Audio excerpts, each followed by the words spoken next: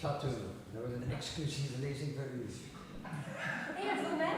Oké.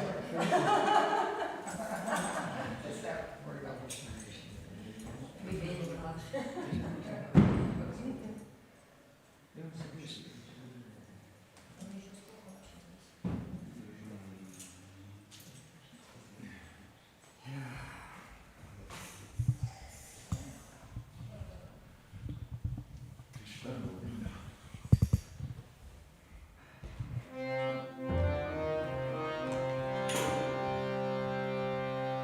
De Radha Madhava Kunja Bihari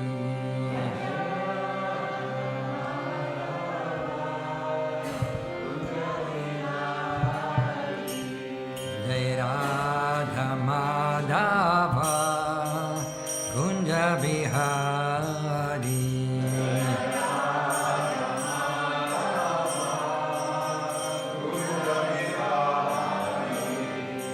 Gopi Janavallabha Vivayadhari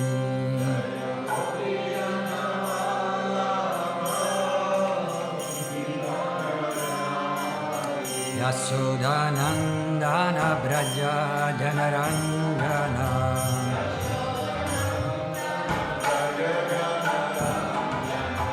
Yasodhanandana Braja Janaranjana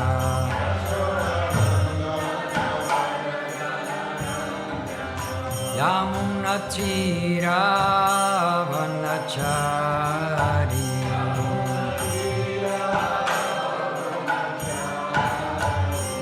Yamunatira Vanachari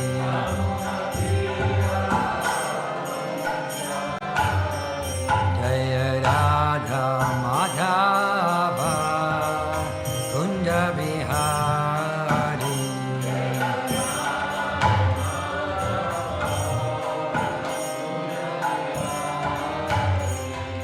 Gopi Jana Ballava Girivardhari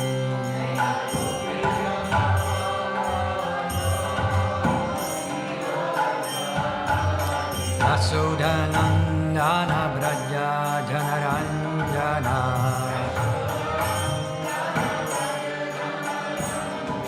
Yasodhanandana Braja Janaranjana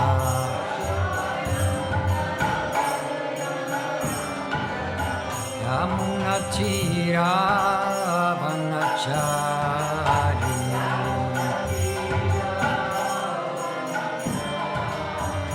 Yamunatira Vanachari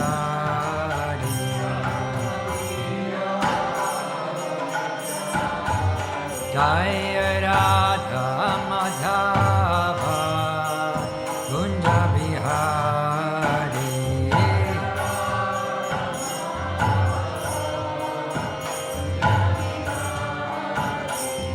Gopi Jana Ballabha Girivardhari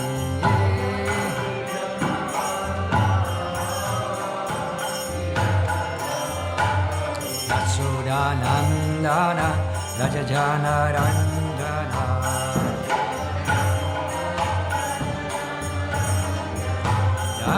Yasodhanandana Braja Janaranjana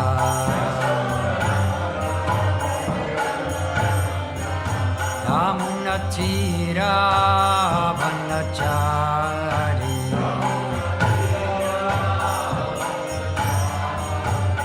Yamunatira Vanachari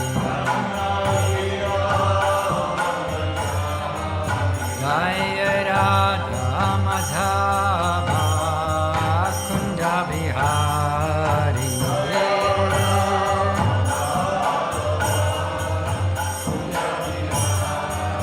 Jaya Radha Madhava Kunja Bihari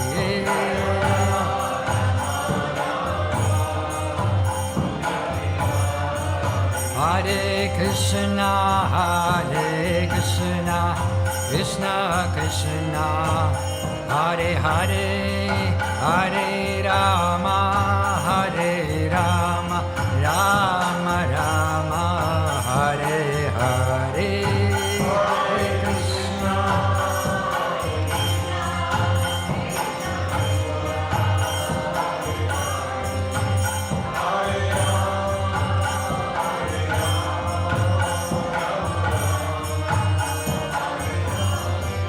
Hare Krishna, Hare Krishna, Krishna Krishna, Hare Hare, Hare Rama, Rama Rama, Hare Hare.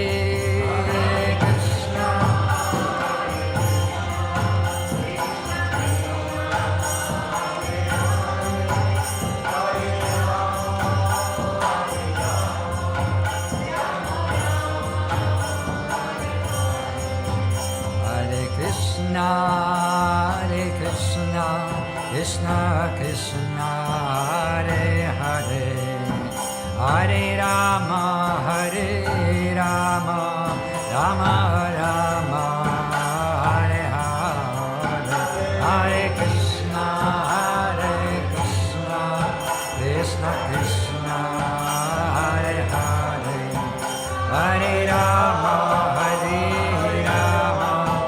Rama Rama, Hare Hare. Hare Krishna, Krishna Krishna, Hare Hare, Hare Rama, Rama Rama, Hare Hare. Hare Krishna, Krishna Krishna, Hare Hare, Hare Rama, Rama Rama, Hare Hare. Jaya Prabhupada, Jaya Prabhupada, Jai Prabhupada, Jai Srila Prabhupada, Jai Prabhupada.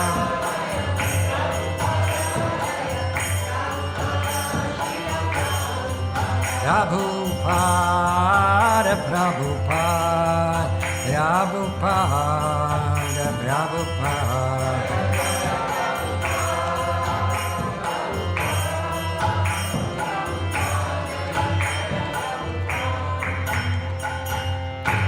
Srila Prabhupada Patita Pavana Ki. Thank you.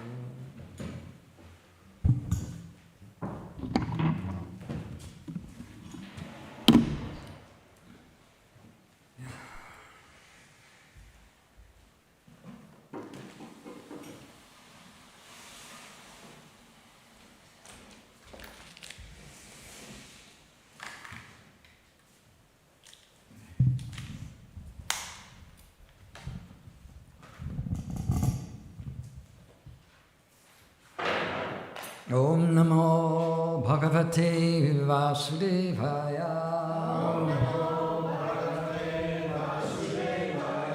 Om Namo Bhagavate Vasudevaya. Om Namo Bhagavate Vasudevaya.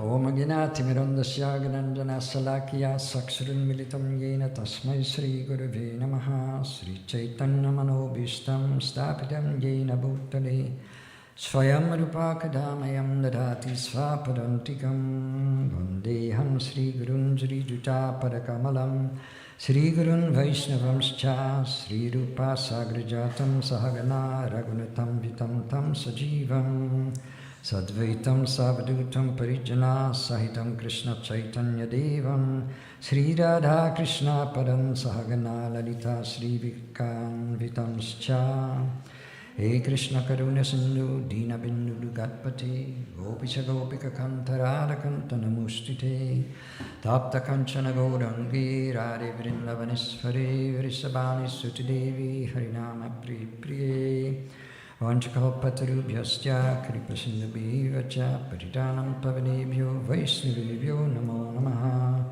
Sri Krishna Chaitanya Prabhu Nityananda Sri Advaita Sri Gadadhar Shivasari Sri Gaura Bhaktavrinda. Hare Krishna Krishna Krishna Hare Hare, Hare Rama Rama Rama Hare Hare. Everybody, welcome to the Srimad Bhagavatam class. As Hari Prasad said, if there's no audience, you cannot give a lecture, so thank you very much for being here. I hope I keep you awake. So, Canto 10, Chapter 88, Text 3 and 4. What's on the board? That's Toto. That's 4. So I first read text 3. There's no purport, and then I read, then we can read together text 4. Sri Sukha Uvacha Siva Sakti Yutasasvat Trilingo Guna Samvritaha Vaikarikas Taijasascha Tamasas Cheti Aham Trida. Translation. Sri Sukadeva Goswami said, Lord Shiva is always united with his personal energy, the material nature, manifesting himself in 3 features in response to the entreaties of nature's 3 modes. He thus embodies the threefold principle of material ego in goodness, passion, and ignorance. So you will notice that today's lecture, is a little different than usual, because usually we speak about Krishna. And not only today we're speaking mainly about Lord Shiva, but it is also a very technical topic here. I read the translation again. I'm going to go slowly because it's more complex than you think. Lord Shiva is always united with his personal energy, the material nature. So that's one point. The material nature is the personal energy, not of Krishna, of Shiva, manifesting himself in 3 features in response to the entreaties of nature's 3 modes. He thus embodies the threefold principle of material ego in goodness, passion, and ignorance. It's a pity that I am too old to make a proper PowerPoint of this, because it's very technical. Regarding digital age, I'm a fossil. I cannot do this, so. Then, text 4 on the board. Tato vikara abhavan. Please repeat. Tato vikara abhavan. Soda samisu kanchana. Soda samisu kanchana. Upadhavan vibhutinam. Upadhavan vibhutinam. Sarvasam asnuti gatim. Sarvasam asnuti gatim. Tato vikara abhavan. Sodasami sukanchana. Upadhavam vibhutinam. Sarvasam asnuti gatim.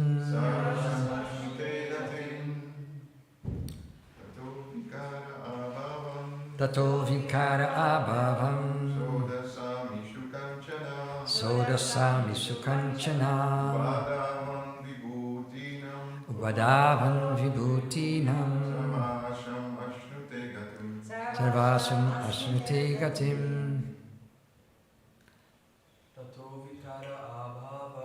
Tato vikara abhavam. Sodasami sukanchana. Upadhavam vibhutinam. Sarvasam asnute gatim. Yes, you can do. Tato tato vikara abhavam, sudasami sukanchana, upadbhavam vibhutinam, sarvasam ismriti gatim. Mataji? Tato vikara abhavam,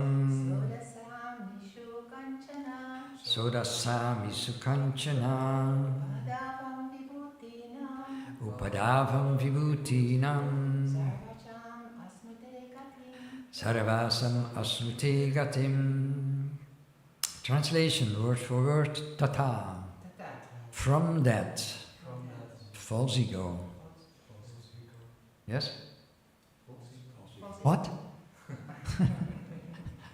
False ego.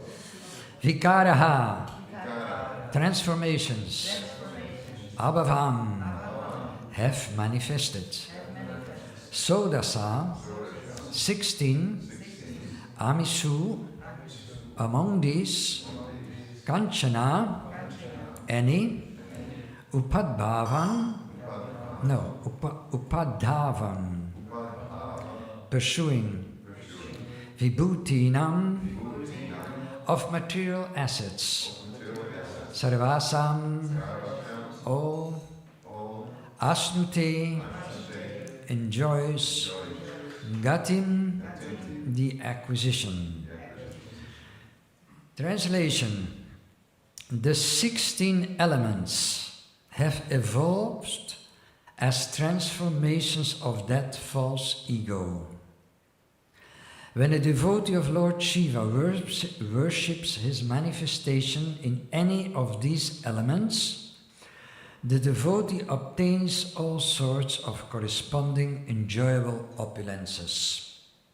Please repeat. The 16 elements have evolved as transformations of that false ego. When a devotee of Lord Shiva worships his manifestation in any of those elements, the devotee obtains all sorts of corresponding enjoyable opulences. Enjoyable opulences. Purport.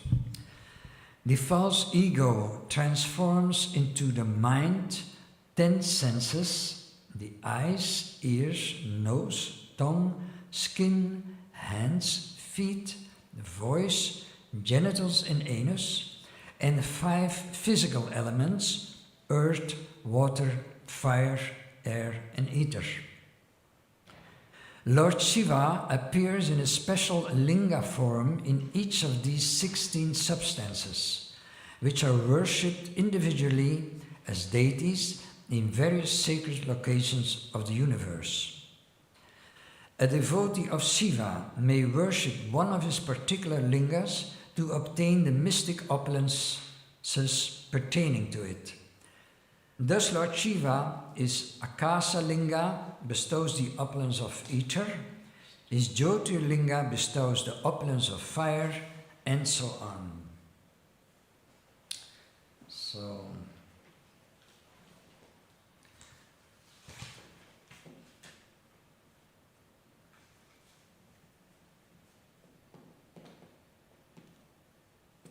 So all material creation begins from Mahavishnu, or Karanaraksaya Vishnu is lying on the causal ocean.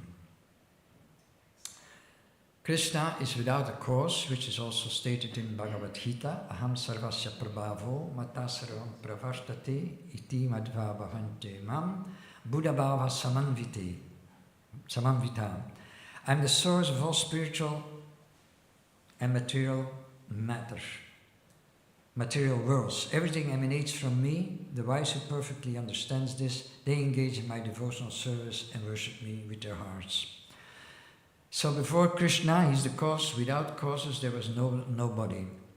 But then, this is very important to understand this verse, that when Vishnu glances over the material energy, that glance, that is Shiva. That glance. In that function he is called Sambhu.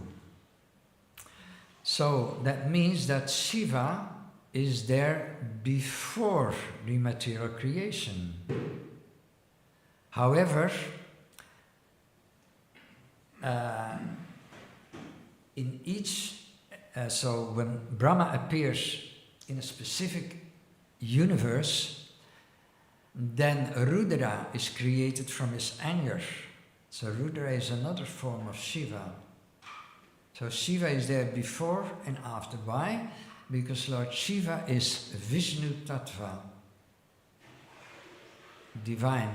Lord Brahma is Jiva Tattva. Lord Brahma is a part and parcel of Krishna. But Vishnu and Shiva, they are Vishnu Tattva. The example which is given is that just like milk is transformed into yogurt, Lord Vishnu becomes Lord Shiva when he comes in contact with the material energy of Prakriti. So the Mahatattva is the first manifested. The Mahatattva is an energy of Krishna. Krishna has many energies. One of these is the material nature, the Mahatattva.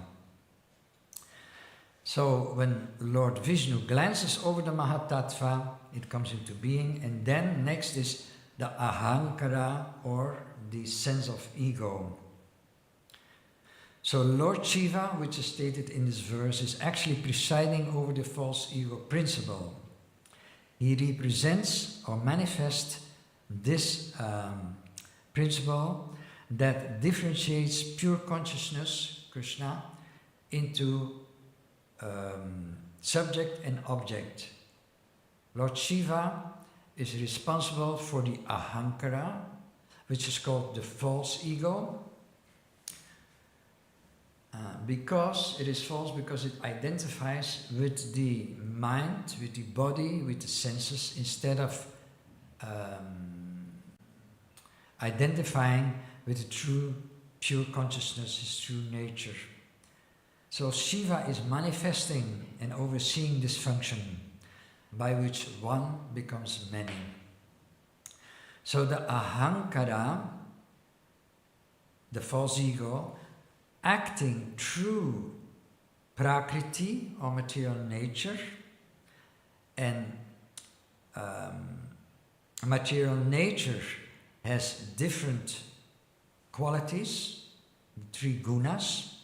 So through the Ahankara acting through the gunas, the 16 elements appears. Yeah, I know this is, I had to check it up myself because it's very technical.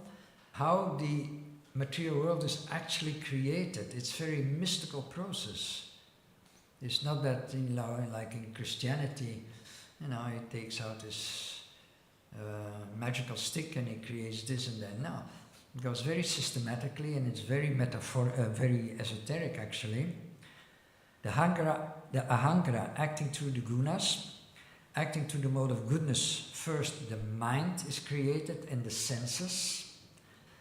When the Ahankara acts through the tamas, the subtle elements, sound, touch, form, taste and smell are created. And then Rajas enables actually the interaction and activity. So from these evolve the 5 gross elements: ether, air, fire, water and earth. So the gross elements, they come later. First the subtle elements are created. So the gunas, they're basically qualities of Prakriti. And this whole process is described in detail in the 3rd canto, Srimad Bhagavatam, canto 5, chapter 5. So, aside of the material elements by which the material universe is made up, we can say that from the stillness of Vishnu, arises the creativity of Brahma. So from Sattva, goodness, Vishnu, arises Brahma, Rajas, creativity, and from Brahma, Brahma's intensity, arises Rudra or Shiva. These are the three main principal deities. So at the start of creation, Lord Brahma is born from the lotus flower, which comes from the navel of Mahavishnu. His duty is to create a material world, but he doesn't know how. So he starts meditating. And in that meditation, Krishna reveals tapas. Tapas means austerity, as a clue to start creating. We come back on tapas later, but first of all, the creation is the first creation of Lord Brahma. Somebody knows what he creates first? So the senses, the mind, all these things, they're already, the ingredients of the creation, they are already there. They're actually eternal. But then Lord Brahma gets what's the English word? So Brahma should start the creation. What does he creates first? The sun? Was it the sun? What? The sun, maybe? No. He creates first the four Kumaras. Because the Kumaras, they're an embodiment of pure knowledge and renunciation. Sanakana, Sanandana, Sanatana, and Sanat Kumar. These embody pure knowledge. That's the first thing that Krishna puts into the material world. But Brahma tells them, go forth and create progeny. You have to inhabit the material universe, so you do that. Now, the four Kumaras, they rejected. They said, no, we rather keep doing our meditations and renounce. Because pure knowledge is not concerned with creating matter. It stays aloof. So then Lord Brahma becomes actually very agitated, very frustrated. He said, well, what is this? I got again, I forgot the word, if I tell you to do something, how's that called? Inspiration? Eh? Inspiration? No. He's demanded. He's ordered. Brahma is ordered to create the universe and to create living beings to be in it, because the whole material creation is actually a house for the false ego, for the ahankara, for the unlimited living entities which are in Maya. They need a place to stay. So he becomes frustrated because the first living entities he's creating, they object. They don't want to cooperate. So he gets very frustrated. How am I going to do this? So then, from this anger, Rudra is manifested from between his eyebrows, Rudra, which is another form of Shiva. So Shiva is born from tamas, from anger, not from balance and sattva. So Rudra, and usually we think, oh, he's controlling the mode of tamas, of ignorance. He's not such an important person, but that's a mistake. Because Rudra is the transformative energy that burns away obstruction. So that's another other thing. He's not tamasic, he has a very essential function in order to keep the balance in the material universe. He burns away obstructions. So that's completely in our favor. So the consort of Rudra or Shiva is the material energy. Durga, Maya, that's his consort. But he's not controlled by Maya. So first there is Vishnu, then Shiva. They're both Vishnu Tattva. Then there's Brahma, who is Jiva Tattva. So, without Rudra, important to understand, without Rudra or Shiva, nothing would break down and nothing could be renewed.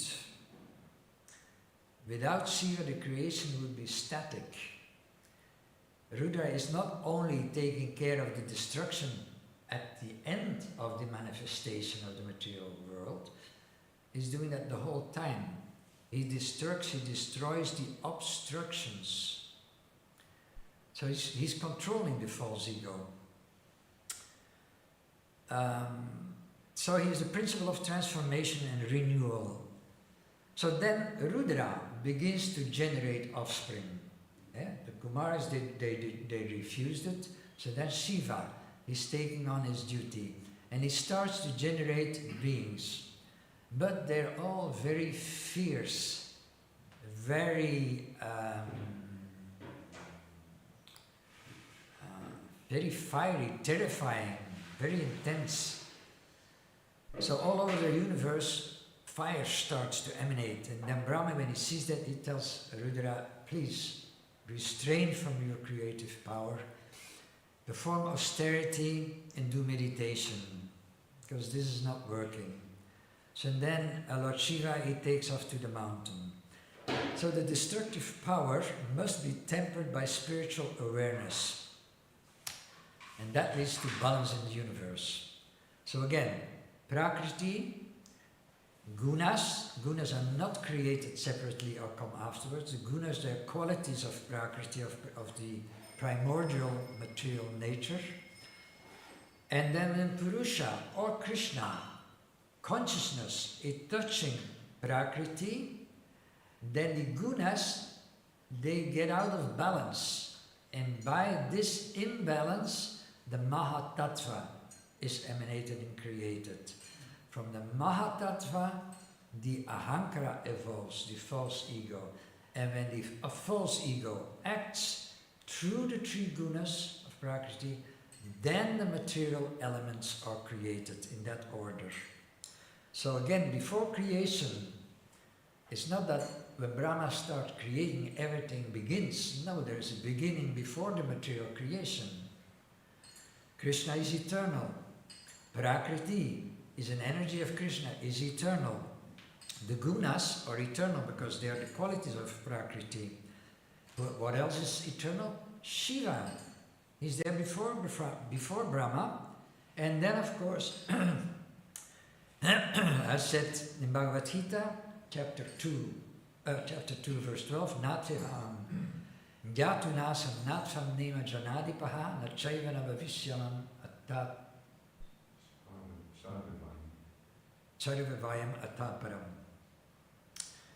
Never was there a time when I did not exist, nor you nor all these kings, and never will be there a time where we cease to exist. So the soul also is eternal. Now you may argue, how is that Shiva is there before Brahma? Yes, but then a second time Rudra is born after Shiva, within the universe. So that's a little confusing. So the material world is created to house the souls, and the eternal living entities, they have different desires. Krishna, who is known as Sarvagya, he knows everything. He knows that at a certain time, the jivas, they will rebel. So, before somebody does something wrong, the prison is already existing. In the same way, to house the different individual souls, Krishna creates all facilities, all the accommodations to house the spiritual souls, which are fallen under the influence of ahankara, or false ego. So the three qualities, the interaction of the three gunas, they create all the objects in the material world. Just as the three basic colors, red, yellow and blue, they create all the different unlimited use of colors. Orange, purple, green, brown, whatever. They're created from 3 colors. So in the same way, from the 3 gunas, everything, all the objects in the material world are created. All the objects, that doesn't mean the microphone and the tiles and the walls, means also the bodies. There's 8,400,000 different types of bodies. They're all created from a mixture of the gunas. 900,000 aquatics, 2 million trees or plants, 1,100,000 bodies of insects, 1 million of bodies of birds, 3 million bodies of trees and plants, 400,000 bodies, human forms of body. That would be wonderful. On this planet or in other universes. So here we are, in a human form of body. Now, the question may be, when does the human form... we started from Prakriti, Ahankara, material elements, the bodies, which are made, the objects, the senses, the objects of the senses. This is all coming one by one. Now, the bodies, when does the human form of body starts and appears? Because all living entities, whenever an organism is alive, it performs 4 basic activities. It eats, it sleeps, it mates, and it defends. So what's the difference between animal body and human body? Human form of life begins from the point where we understand the need for regulation.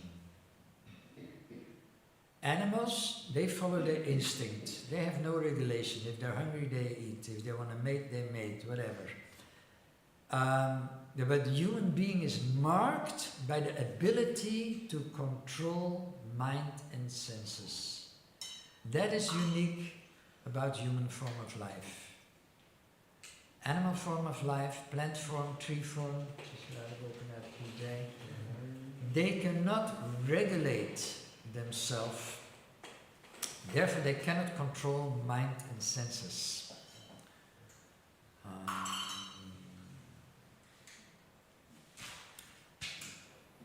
So, Bhagavad Gita chapter 3 verse 15 says, Karma brahmobhaham vidi brahmaksaram vimudbhavam tasmat sarvagatam brahma nityam yagya pratishtitam. That regulated activities are prescribed in the Vedas. The Vedas are coming directly from the Supreme Personality of Godhead, and consequently, the all-pervading transcendence is eternally situated in acts of sacrifice. So, Brahma, the first thing he hears is tapas. Tapas is austerity. Austerity is sacrifice. So, in this verse also, for me, I love this verse because there is a very nice description and name of Krishna. Krishna is unlimited. Krishna has unlimited names. One of these names is the all-pervading transcendence. If that would be a dish, it would taste like halva or burfi. It's a beautiful name, the all-pervading transcendence. Krishna is omnipresent, is all-pervading, and is always completely transcending the material modes and nature. So, from Vishnu to Brahma, tapas. From Brahma to Shiva, tapas. And in Bhagavad Gita chapter 4:31, Krishna says also, Nayam lokosti ayagyasya kutonya Vasuttama. He says to Vasuttama, the best among the Kurus, that's Arjuna, he says, without austerity, without sacrifice, no one can ever live happily on this planet or in this life. What to speak of the next? In other words, not here, not there, not now, not never. There's no chance of becoming happy without austerity. That's very clear, isn't it? So right from the start, from creation, that word is essential. If you want to achieve anything, let's say happy, there's no chance of becoming happy without sacrifice. Even on the material platform, it's very obvious to see. When you like the sport, when you want to achieve something in sport, when you want to take part in the Olympic Games, it's very heavy austerity that has to be performed. You have to train every day. When the Matajis want to become a ballerina, a very heavy austerity. You have to exercise every day. So even on the material platform, austerity is necessary, whatever you want to achieve. I remember when I was 10 years, we were living in a school street, and in that street the communal school was there. And Wednesday afternoon, there was a music school. So my parents thought it was a good idea, and because at that time, I'm that old, wow. At that time there was not so much entertainment. You have to entertain yourself. So my parents said, you go to the music school. So I did so for 7 years. I followed music school. But then in the summer, when all my friends wanted to go to the forest to find a pond to get a nice swim, I wanted to go with them. And then my mother said, no, we paid for this music school, you can swim later. Now, do your duty, go to the music school. Okay, I did, but that was austerity. Because what is the definition of austerity? Is that you voluntarily undergo some material inconvenience, some bodily inconvenience, because it is beneficial for your spiritual advancement. That's austerity. So offers have to be brought always. So now, to go further on the creation, because the material world is created by Krishna and Krishna is perfect, the material world is also created. There are the Vaisesika and Nyaya discourses in which the theory of atomic structure is explained in detail. So science first, in the day science said, well, the building block of the material energy is the atom. In the Vedas, generated by Krishna, we find all the knowledge in details. So this Vyasesika and Nyaya discourses, they explain in detail the structures of the atom. And what is stated there? In the caves of the atoms, that's already flabbergasting. In the cave, the atom we thought is the smallest particle. No. In the caves of each atom there are vast worlds, as many as there are dust particles in a sunbeam. I'm not proclaiming this, because this is far out. The Vedic scriptures, they say this. Even in the atoms, there are worlds, as many as dust particles in a sunbeam. So that's how far out the material creation is. And of course, with our limited senses, we can only see the surface. Now, I'm going to show you something. I think 40, 50 years ago, I kept this. It is a picture, a photograph of an atom, of a silicium atom. A photograph. It is multiplied 30 million times. Can you pass it down? Oh, look at that. That is an atom. So we think in a very limited sense about an atom. Yeah, it's a very small point, a particle. But today they can go subatomic, the research, and they see around the atom there's molecules, electrons, there's many things. An atom is actually a combination of different energies. And as you can see on the picture, between these different electrons, protons, whatever, there is space. That's called the caves within the atom. And there's no limit. Krishna is not limited, and that's the well-known verse of Sri Upanishad. Krishna is not limited, he's perfect and complete, but whatever he creates is also complete, and in one sense spiritual. There's no end. We say the material creation has a beginning and an end, because the nature of material, the nature of material energy is dualistic, beginning and end. So we say the material energy is temporary. In that way, it has an end. But the whole Prakriti, as we just tried to clear out, Prakriti is eternal, is an energy of Krishna. But Prakriti is sometimes manifest, and sometimes it goes within the Bija form, it goes back into the body of Mahavishnu. Therefore, say material energy is temporary. But in fact, that creation of Krishna is also eternal. The only thing is, sometimes it's manifest, sometimes it's not manifest. Okay? So, I was looking for Krishna in the atom. I don't have the eyes.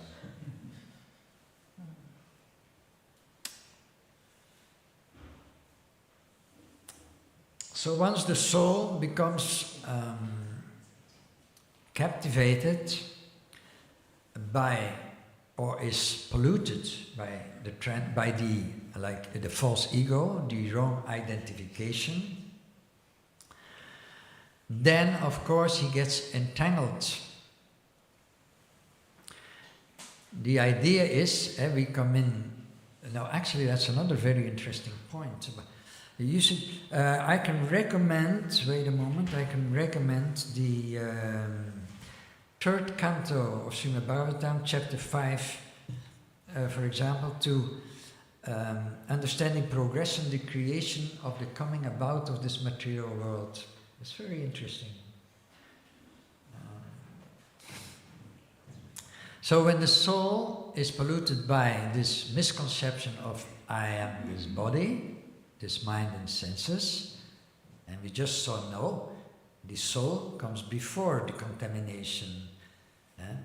So how, and that's also a very interesting question, very often asked, very, let's say, in one sense difficult to answer. Why the soul, if he's eternally enjoying with Krishna in the Vaikuntha, why is it that he falls down and comes to the material world? If he's happy, what's the use of, finding happiness in the wrong place? Because you get everything what you need to be perfectly happy is there. The explanation is that because Krishna is free, we have a minute free will, and somewhere in the eternity, which we cannot comprehend eternity, if you say the now is one point here, then we can go from that point to the Vasuttama, to the mountain, to Barvo, to Belgium, to the next planet, to the next universe.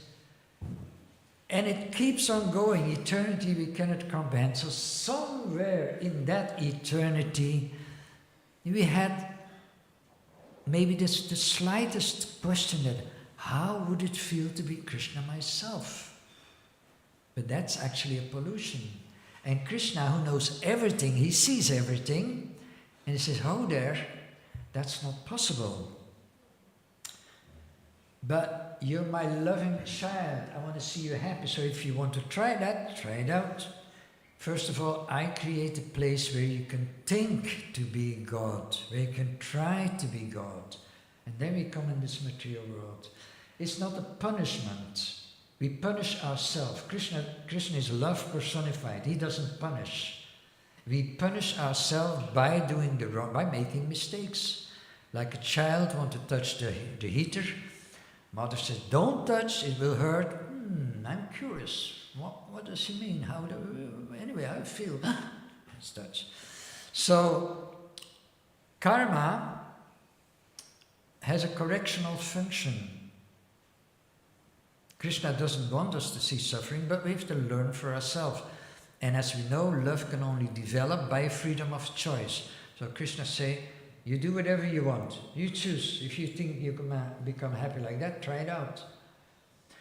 So, but that of course, as Srila Prabhupada further explained, more and more we get entangled. Like people of all ages, they try to find a solution for their difficulties, but usually they create different kind of difficulties. More and more they become entangled. And that is going on not for 1 or 2 lives, but for millions of lives. So another interesting point is, we don't talk very often of that, but it's very nice to understand, that when the soul enters, of course, well, there's 2 aspects. First of all, the first time, and it happens only one time in eternity, that the soul falls down, and that the soul gets the opportunity to find out and to try to imitate Krishna and see, well, this is impossible. That happens only one time. The first time that that happens, the soul incarnates not as somebody who's condemned as to burn in hell and Krishna is angry. What do you think? Lowest of the low. No, Krishna is love. So what does Krishna do? He gives him the topmost opportunity. The first time you fall down, you become conditioned as Lord Brahma. You can imitate God. You can create your own universe. But then because Brahma, the soul, comes in contact with the lower energy, the material nature, as Srila Prabhupada explains, the soul becomes contaminated and polluted. And by this pollution, more pollution, and the soul goes down and down and down and down and down. Does it stop when Lord Brahma falls down and becomes a human? Not necessarily. I think there's a story where Lord Brahma incarnated as a pig. Prabhu, That's Indra. who was that, of Indra? That's Indra. Indra. So a demigod, you can go as low as a pig body, and lower. So the theory is that the soul passes through all the different possibilities. One time you were a Brahma, one time you were an ant, one time you were a worm in the stool, one time you get the lowest of the lowest, a cell. And then again, automatically, because at one moment you don't know anything anymore, you're just eating, sleeping, mating and defending. So then Krishna, he says, now it's been enough. Now you went through all the stages, you see there is no possibility to get out by yourself, because that happens only with the mercy of Krishna. If you want to forget me, find it out yourself, it doesn't work. So then automatically the soul evolves again to a higher species of life, in the sense that a higher species means a species that contain more awareness, you can say. Until again, as we said, finally, and that is, I'm not 100% sure. Prabhu, you can correct me if I'm wrong, I'm not 100% sure, but I heard that the cow is the last form of animal before the human birth. Do you know anything about that? They say the cow, Monkey. lion, and monkey. The cow is in the mode of goodness, definitely. Anyway, at a certain moment, again, the soul comes to the human form of life, and then it doesn't go automatically anymore, because then you can choose. Then it's your own responsibility. According you sow, you will reap. Action is reaction. That's pure scientifically, has nothing to do with I believe it or I don't believe it. Just as we speak about tapas or austerity, it's not a matter I believe or I don't believe. No, you can check for yourself each day. If you want to educate your children, a lot of austerity. Voluntarily, you eat a little less to give some more to your child. So these things you can check, it's scientifically, it's not a matter of belief.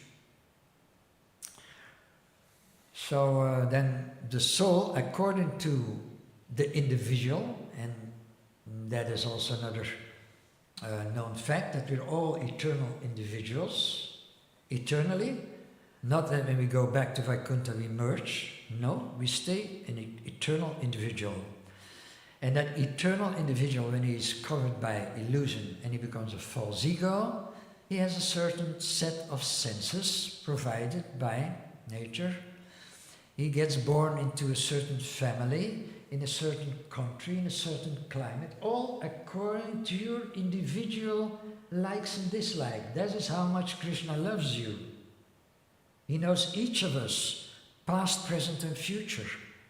He loves us because he sees us in our eternal form, in our pure form.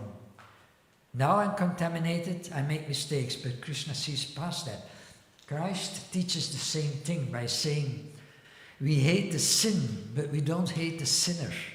Because a sinner is somebody who's in ignorance, who's bewildered, illusioned. And that illusion, that's Krishna's reason. If you want to think you're God, well, I first have to put you under illusion, because it's impossible. You're not God. I'm God eternally, and you're a servant eternally. So I have to put some spell on you. And the nature of that spell is that we are believing, oh yeah, I can try to control. And today especially it's very clear what happens when an individual, limited jiva, thinks I'm the controller. He's thinking the same thing and he's thinking the same thing. And what happens? War, misery, collectively. One individual can create a lot of misery. So the soul is very powerful. Krishna is powerful. We're part and parcel of Krishna. We're a soul. We're also very powerful. So anyway, our whole being captive in this material universe, this life, is the goal of life. Of this life is to learn. And austerity is part of the learning process. You cannot see the two separate. Learning something means, well, you have to give up other things, or you have to suffer a little bit. But the nature of material life is that in the beginning it seems very enjoyable. And then you, nice, let's have a little more of this. And it's like chewing gum, you know. The more you chew, the less taste is there. Material fun is there in the beginning. Hey, you eat a candy, it feels nice. Next time, it's nice, let's take 2 candies, more enjoyment. But after a while you have to eat the whole bag of candies in order to feel the same excitement as the first candy. So that's the nature of material enjoyment, whereas spiritual enjoyment is the opposite. In the beginning, sadhana, waking up early, tapasya, austerity. Regulate yourself, regulate the senses in order to pacify the mind. When the mind is pacified, then you can focus on Krishna. It's a process. And the nature of spiritual enjoyment is that the more you continue, the more the happiness increases. And at a certain point, you surpass the, you can say the uncomfortable sadhana, but because you get a taste. And when you get this taste, then you understand that spiritual life is joyfully performed and that it is very, very tasteful, nectarian. There's a lot of times mentioned in the scripture that the biggest amount of material happiness cannot compare even with a drop of spiritual enjoyment, because spiritual means without end. Anandam buddhivardhanam. So, the conclusion is that the material world is created actually to accommodate us, and ultimately we're always servant of Krishna. Only temporary we've been placed in this lunatic, this asylum, to learn, to become purified, to become cured. Everything is based on free, you can choose whatever, if you like to stay here, just stay here. 1 more birth, 1,000 more births, 1,000,000 more births, yeah, up to you. Krishna is not forcing you. Krishna is waiting for us to come back and is helping us in all difficult ways, internally as the super soul, which by science is called intuition, externally by letting us meet the spiritual master who's giving us the scriptures and the knowledge. So that's all Krishna's helping us. He's also helping us that when we do something wrong, there's a wrong result. That's another way of Krishna. That's a blessing in disguise. Because if I would do something wrong and I would not be corrected, I would create great havoc. I would make not only myself unhappy, but all the others also. So that's a blessing of Krishna. That when I do something wrong, and just imagine if all the criminals would be left free. Oh, you don't have to go to prison. Well, go ahead. How would society look like that? No, a prisoner has to be corrected. The false ego has to be corrected. And the correction is that when we do something wrong, we experience some pain, one form or another, mentally or physically. We become unhappy. And when we become very unhappy, then at a certain moment we start thinking, well, what's wrong? How is this possible? I try my best. Because everybody's conditioned in a different way, but everybody thinks I'm doing the right thing. A murderer, he also thinks, when I commit this murder, oh, that gives me some happiness, otherwise he wouldn't do it.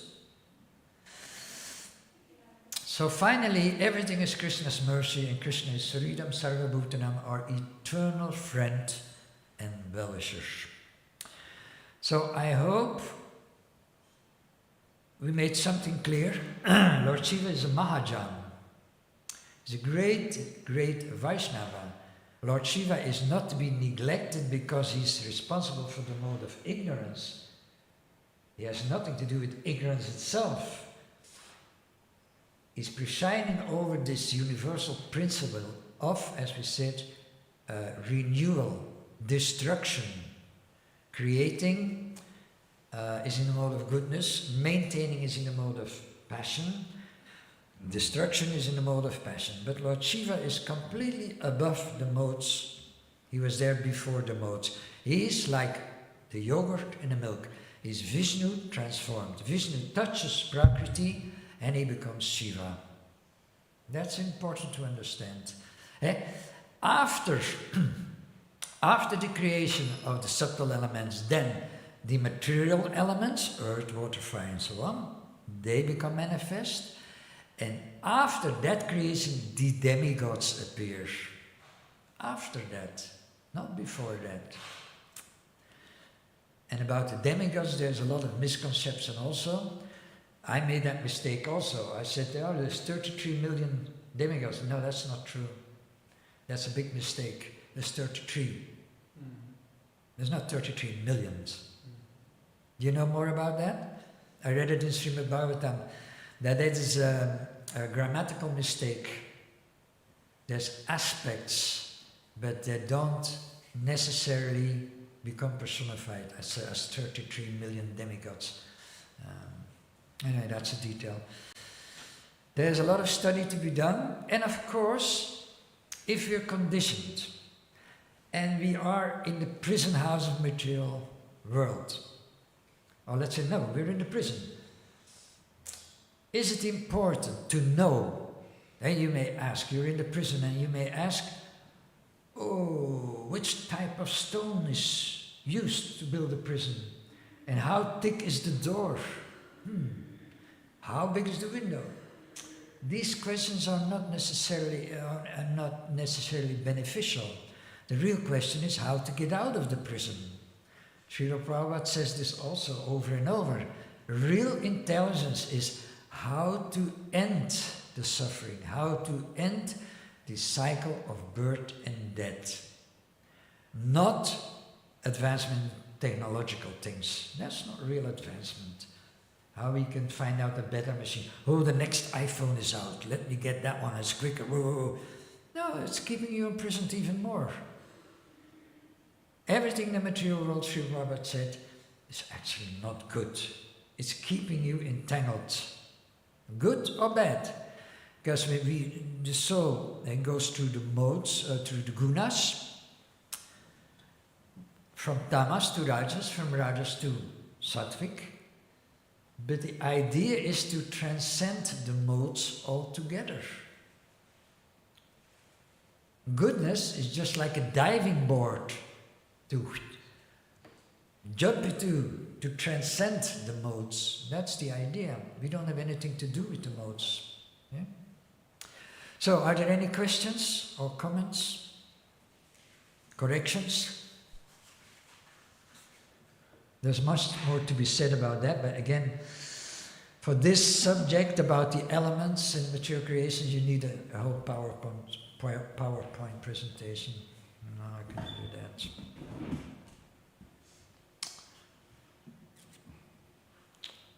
Anyone? I have a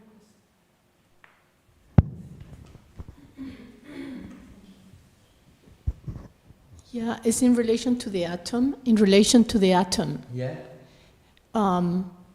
how big is the jiva in relation to the How it is what? the jiva, the atman, the soul, Yes. in relation to the atom? Because Yes. I read Yeah. yesterday Yeah, and that's a good that the question. Because Paramatma. I wondered that myself also, because it's said that the soul has the size of 1/10,000th of the tip of a hair. The photograph says this is enlarged 30 million times. So that it must be able to see the soul if you can enlarge that much. But first of all, what is the tip of a hair? It can be the tip of the tip of the tip of the tip of the tip of the tip of the tip. And that tip is divided in 10,000. So it's, the idea is the soul is so small, it becomes it is actually anti-material. It is smaller than the smallest part of the material creation. Because the material creation is, in essence, it's tamas, it's ignorance. While the soul surpasses sattva. The soul, tamas is grosser than rajas, rajas is grosser than sattva, sattva is grosser than the soul, because the soul is anti-material. So the atom is much bigger than the soul. And this is about the first time, let's say, well, in the known, I have to be careful what I'm saying, because humanity and the Vedas, they're not old, they're older than old, they're eternal. And the Vedas are the literary incarnation of Krishna. They existed zillion of years ago. So zillion of years ago, there was the knowledge, of course, about the structure of the atom. And they knew how big and how small, all these things. But quite recently, it's not that long that they figured it out. That the soul, that the atom actually has protons and neurons and electrons. There's more than just the atom. It's a field of energy of consciousness. And now your question is, how big is consciousness? How big is purity? It's not really possible to measure it, but to give an idea, it is said that it's 1/10,000th of the tip of a hair, meaning it's extremely small. Yeah. Maybe I want to add something. Yeah. Welcome. I don't know nothing, but I was thinking while you were explaining this, with our body we can also not see the soul. We cannot see with our eyes. No. We are imperfect. Yeah. So that's It all. is the same. In the same way, it is said we cannot see Krishna. He's there. He's here. Here he is. Here he is. Here he is. Here. But I cannot see him. What's the fault? My eyes. If I qualify my eyes, and that is what's happening in science, if they want to see the stars, they need a telescope. If they want to see the bacteria, you know, the bacilli, whatever. You need a microscope. So the eye can see, but the eye is limited. All the senses are limited. That's typical about the conditioned living entity. The embodied soul is very limited and makes continuously mistakes and has the tendency to cheat. So science, and that was said a few lectures ago. No, yeah, with Srila Prabhupada, the last lecture we heard from Srila Prabhupada. Prabhupada pointed out that there's the ascending process of knowledge. Ascending means we go up. I start from my limitations, and then what happens is speculation. But he speaks about the descending process, the process of knowledge, sabda, coming down from authority through the Guru Parampara. That is based on tattva, on truth. So even if it is difficult to understand, and that is normal, if you go to school and we're in the 1st grade, and I show you a book from the 3rd grade, you will say, well, what is that? And you say, I don't believe that, that's not true. No, step by step, yoga is a process, we have to qualify. And if it's a simple process in the sense that we simply have to follow the instructions of the spiritual master. They, just like you climbing a ladder. You don't take 4 steps at the same time, that won't work. Your legs are too short, for example. You go step by step by step by step. And in that way, ultimately, if Krishna sees how he continues, he's determined to advance, Krishna gives the knowledge which is necessary. Everything becomes clear. I'm extremely limited. That's actually, actually we run out of time. It's a pity because now I want to go on and on. That, anyway, no. Okay, I'm gonna stop. But we can have all confidence and faith in Krishna that he's there always to help us. He's always helping us. But in the beginning, we don't understand how to become happy. Therefore, we make a mistake. And Krishna allows us to make the mistakes because he knows I engineered the material universe like that. When you make a mistake, when you sow wrong, you will reap wrong. If you do something wrong, you will find unhappiness. And that way you're going to start thinking, oh, something must be wrong, because by nature, we're eternally happy. It's an instinct. We want to be happy. And because we always want to be happy, even if in our conditioned state, we lose all discrimination. Whatever opportunity to become happy, I take. Just like an animal, he's doing that also. He sees something eatable, he eats. He sees a partner, he mates. Doesn't think about it. It's beautiful. So when in our lower consciousness we do like that, we lose our discrimination, you know. That's why some people murder, even. Goes very extreme. Yeah, but then you get a karmic result. Therefore, it doesn't take a few lifetimes, it takes millions of lifetimes before again we're at the start of the marathon, human form of life. And then again we can go up or we can go down again. There's examples of that in the scriptures also. So it's up to us. We should feel very, very grateful that we have this. It's not that because, you see, there's quality and quantity. If a lot of people do nonsense, that doesn't mean you have to follow them because, they're all doing that. No. If you're intelligent, if that starts to be awakened, we go for quality. And even if all the others say it's wrong, I accept authority. If he says it's like that, and Guru Sadhu Sastra, if they combine, they say all the same, that's supreme authority, I do that. Whatever the rest is saying. Why not eating meat? Meat is good. Animals are raised for that, and blah, blah, blah, blah. They're confused. I should follow the authority right from the start, starting very simple, change your 16 rounds for basic principles, eat prasadam. You don't have to worry about anything else. Isn't that simple? The worries that can come later. The moment you start questioning, okay, that's a nice, but how is it? Tadvidi pranipatina prasnina sivaya upadakshyanti te jnanam jnananas tatvadarsanam. Essential verse in Bhagavad Gita, go and find an authority and submissively ask questions.